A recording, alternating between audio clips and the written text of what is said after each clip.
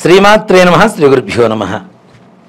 November నెలలో సింహరాశి వారి గ్రహస్థితి, గ్రహ అనుకూలత, గ్రహ ప్రతికూలత, అలాగే ఎలాంటి జాగ్రత్తలు తీసుకోవాలి, ఎలాంటి పరిహారాలు చేసుకోవాలి, ఏ దేవత ఆరాధన చేసుకోవాలి, ఏ విధమైనటువంటి జీవన విధానాన్ని గడపాలి అనేటువంటి విషయానికి వస్తే, నవంబర్ నెలలో సింహరాశి వారికి అత్యద్భుతమైనటువంటి కాలంగా చెప్పుకోవచ్చు.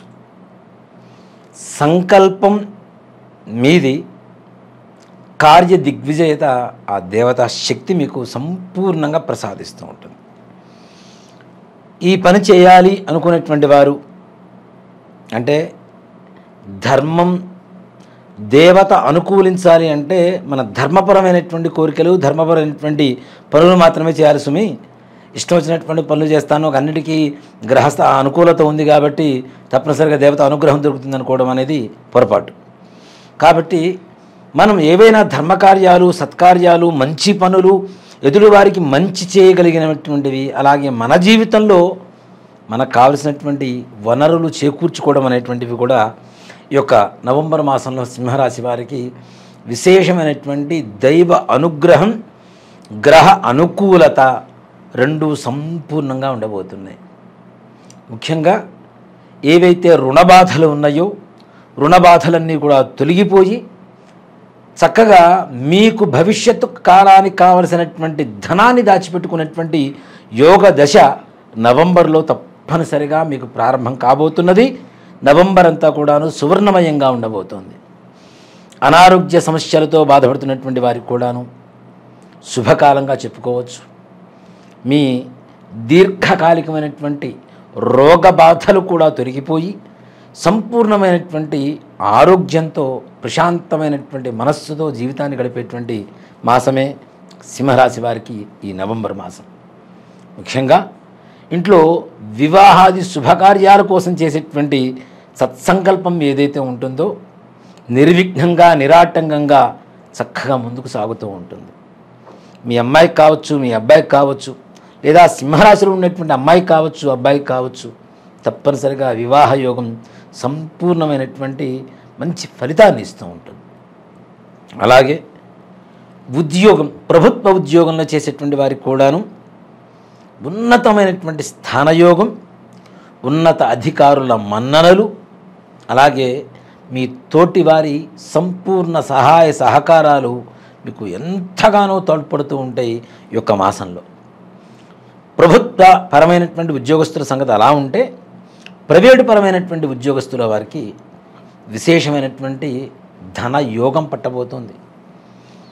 తప్పనిసరిగా విశేషమైనటువంటి స్థానయోగం, జీతాలు పెరగడం, తద్వారా ఆనందంగా ఉండటం. అలాగే మీ తోటి వారి సహాయ సహకారాలు తప్పనిసరిగా తీసుకోండి. అవి ఎంతగానో మీ యొక్క అభివృద్ధికి తోడ్పడేటువంటి పరిస్థితులు కూడా కనబడుతూ ఉన్నాయి. ముఖ్యంగా విద్యార్థులు, వీరు ఎంతో కాలం నుంచి 1-2 సార్లు ప్రయత్నిస్తూ విఫలమవుతున్నటువంటి పరీక్షలు కూడా సఫలీకృతులు అవ్వడానికి, ఉత్తీర్ణత పొందడానికి మంచి తరుణంగా భావించవచ్చు.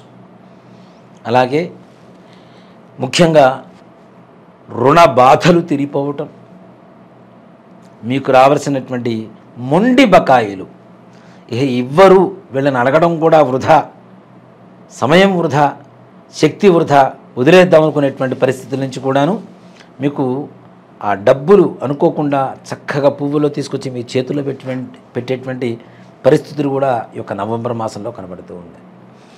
రియల్ ఎస్టేట్ రంగం వారి వ్యవహారానికి వస్తే, మీకు అంతకుముందు చేసినటువంటి వ్యాపారంలో వచ్చినటువంటి లాభాలు తీసి పక్కన పెడితే, ఇప్పుడు మీరు కొత్తగా చేయబోయేటువంటి ప్రణాళిక ఏదైతే ఉందో సిద్ధం చేసుకోండి, దాన్ని ఒక బాటలో నడిపించండి. తద్వారా విశేషమైనటువంటి ధనయోగం పట్టబోతోంది. మరలా జీవితంలో వెనక్కి తిరిగి చూసుకోవాల్సినటువంటి పరిస్థితి లేని ఆర్థికమైనటువంటి సంపత్తు లక్ష్మీదేవి పరిపూర్ణంగా మీకు అనుగ్రహించబోతోంది అనేది మాత్రం తథ్యం. అలాగే పొరపాటున అప్పులు ఇవ్వటం మాత్రం చేయవద్దు. ఇక రాజకీయపరమైనటువంటి వ్యవహారాలకు వస్తే మీ చుట్టుపక్కల ఉండేటువంటి మీ వాళ్ళే మీ స్నేహితులే శత్రువులుగా మారుతారు. వారు చేసేటువంటి కుటిల రాజకీయమైనటువంటి తంత్రం వల్ల మీకు ఉన్నటువంటి పదవి తగ్గిపోవడం లేదా దిగి వెళ్ళిపోవలసినటువంటి పరిస్థితులు రావటం, ఉన్నత అధికారుల ఆగ్రహానికి లోనయ్యేటువంటి పరిస్థితులు కూడా కనబడుతూ ఉన్నాయి. అలాగే విదేశీ ప్రయాణం చేయాలి అనుకునేటువంటి వారికి కూడాను ఈ యొక్క మాసంలో కూసింత నిరాశాజనకంగానే ఉంటుంది. ప్రయత్నిస్తారు, అవి తొందరగా పనులు అవ్వవు మీకు. దానివల్ల ఎక్కువగా సమస్యలు ఎదురవుతూ ఉంటాయి, ఆర్థికంగా నష్టం వాటిల్లుతూ ఉంటుంది. కాబట్టి మీరు సాధ్యమైనంత వరకు ఈ విదేశీ ప్రయాణాల ముచ్చట విషయాన్ని కొంచెం వాయిదా వేయడం అనేది మీకు సూచించదగినటువంటి విషయం. వివాహ ప్రయత్నాలు బాగుంటాయి. సంతానం కోసం ప్రయత్నం చేసేటువంటి వారికి కూడాను ఈ యొక్క మాసం మంచి సంపూర్ణమైనటువంటి సత్ఫలితాన్ని ఇచ్చేటువంటి అవకాశం బాగా కనబడుతూ ఉన్నది. అలాగే సింహరాశిలో నూతన పరిచయాలతో తగిన జాగ్రత్తలు తీసుకోవడం మంచిది. కొంచెం హైట్ తక్కువగా ఎర్రగా ఉండేటువంటి వ్యక్తుల వల్ల ఆర్థిక నష్టం, పరువు నష్టం వాటిల్లేటువంటి పరిస్థితులు ఉన్నాయి. కాబట్టి మీ వ్యక్తిగతమైనటువంటి విషయాలు ఎవరికి వెల్లడించకుండా చెప్పకుండా ఉండడం అనేది మంచిది. అంతేకాకుండా మాసం చివరిలో దూర ప్రయాణాలు చేయాల్సిన పరిస్థితులు రావడం, మాసం చివరిలో దూర ప్రయాణాలు చేయవలసినటువంటి అవసరం రావడం, తద్వారా ఎక్కువగా డబ్బు ఖర్చు పెట్టవలసినటువంటి అవసరం రావడం వస్తూ ఉంటుంది. కానీ మీ ఆర్థిక స్తోమత విపరీతంగా పెరగబోతోంది. మీకు అవసరానికి మించినటువంటి ధన ఆదాయం మీ చెంత చేరేటువంటి పరిస్థితులు, ఖర్చు పెట్టినంత ఖర్చు పెట్టి దాచుకోవాల్సినటువంటి ధనాన్ని కూడా మీరు ఆర్జించేటువంటి మాసంగా యొక్క నవంబర్ మాసంలో చెప్పుకోవచ్చు.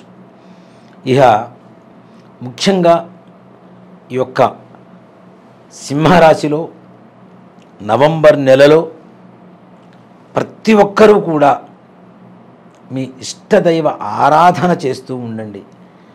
గృహదేవత, కులదేవత ఎవరైతే ఉంటారో వారి ఆరాధన మరవటం వల్ల మీకు ఇంతవరకు అనుభవించినటువంటి కష్టాలు ఉన్నాయి. కాబట్టి ఈ గృహదేవత అంటే మీ ఇంటి దేవత ఎవరైతే ఉంటారో, కొంతమందికి ఎల్లమ్మ ఉంటుంది, కొంతమందికి పోచమ్మ ఉంటుంది, కొంతమందికి గంగానమ్మ ఉంటుంది, అలాగే నరసింహస్వామి ఉంటారు, శివుడు ఉంటాడు, మల్లేశ్వర స్వామి, మల్లికార్జున స్వామి, మల్లన్న స్వామి అని ఒక్కొక్కరికి వారికి తగ్గట్టుగా వారి గృహదేవతలు ఉంటారు.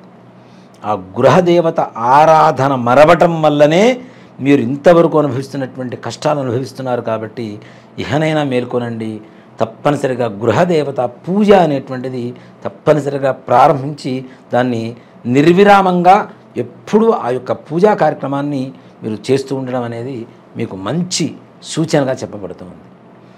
సింహరాశి వారిలో ఉండేటువంటి అందరికీ ఆర్థికంగా బాగానే ఉంది. మరి ఈ చిన్న చిన్న కష్టాలు తొలగిపోవడానికి ఏదైనా పరిహారం ఉందా? మంచి ఉద్యోగం రావడానికి ఇలాంటి వాటికి కూడా ఏదైనా పరిహారం ఉందా అంటే, ముఖ్యంగా సింహరాశి వారు గోధుమలతో తయారు చేసినటువంటి గోధుమ రవ్వతో మనం కేసరి తయారు చేస్తూ ఉంటాం. ఈ కేసరిని ఆదివారం రోజున చక్కగా వండించుకొని, కొంతమంది క్షీరా అంటుంటారు, కొంతమంది కేసరి అంటుంటారు, కొంతమంది గోధుమ రవ్వ హల్వా అంటూ ఉంటారు. పేరు ఏదైనా పదార్థం ఒకటే కాబట్టి తియ్యటి పదార్థం తీసుకొని ఆదివారం రోజున ప్రొద్దున్నే 6 గంటల నుంచి 7 గంటల లోపల సూర్య నమస్కారం చేసుకొని, సూర్యుడికి స్వామిని యొక్క దయ కావాలి అని చెప్పి సూర్య భగవాన్ని నమస్కారం చేసుకొని, దేవాలయంలో ఉండేటువంటి నవగ్రహాల వద్దకు వెళ్ళి ఈ కేసరి తీసుకొని వెళ్ళి స్వామివారికి నివేదన పెట్టి, అక్కడ ఉండేటువంటి భక్తులు కావచ్చు, బయట ఉండేటువంటి బీద నారాయణులు కావచ్చు, ప్రసాదంగా చక్కగా పంచండి. ఈ బీద నారాయణులకి ముష్టివారికి పెట్టేటువంటి సమయంలో మాత్రం వారికి తప్పనిసరిగా కొన్ని కాయిన్స్, నాణ్యాలు ఇంట్లో నీళ్ళలో తలుపుకొని తీసుకొని వెళ్ళి వారికి పెట్టేటప్పుడు ఆ నాణ్యాలు కూడా వారికి దానం చేసి, కాళ్ళు కడుక్కొని మరలా నవగ్రహాల ప్రదక్షిణం చేసి, అక్కడ ఉండేటువంటి ముఖ్య దేవత ఆలయం సందర్శించుకొని తీర్థప్రసాదాలు స్వీకరించి ఇంటికి వెళ్తే మీరు అనుకునేటువంటి సకల కార్యాలు ఆ సూర్య భగవానుడు అనుగ్రహం చేత దిగ్విజయంగా నిర్విరామంగా ముందుకు వెళ్ళడానికి సాగడానికి తోడ్పడుతూ ఉంటాయి. శ్రీమాత్రే నమః. శ్రీ గురుభ్యో నమః.